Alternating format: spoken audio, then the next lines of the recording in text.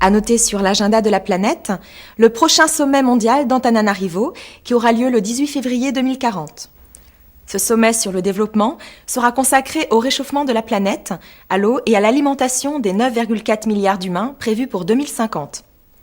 À cette occasion, une émission spéciale vous sera proposée dans 15 jours. Il semble que la grosse inconnue de cette rencontre, ce sont les tensions entre les pays victimes des changements climatiques et ceux qui en sont bénéficiaires, avec, en conséquence, toutes les questions de l'eau pour la santé et l'agriculture. Concernant ce qu'il est désormais convenu d'appeler l'or bleu, il y a deux questions posées.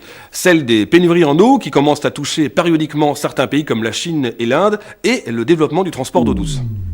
À ce sujet, signalons que le Danemark vient de se distinguer en maîtrisant le nouveau procédé de transport de l'eau douce vers les régions côtières du sud de l'Europa et l'Africa. Ces livraisons à grande échelle seront organisées à partir des glaciers danois du Groenland et grâce à la puissance de leur transport maritime développé depuis le début du siècle. De son côté, l'Écossa, qui était riche en pétrole de la mer du Nord au début du XXIe siècle, se diversifie aussi dans la production et le transport de l'eau. Depuis ses régions agricoles du Nord, elle achemine l'or bleu par aqueduc vers le sud de l'Angleterre et London. Cette région côtière attire de plus en plus de retraités et touristes depuis la modification du climat.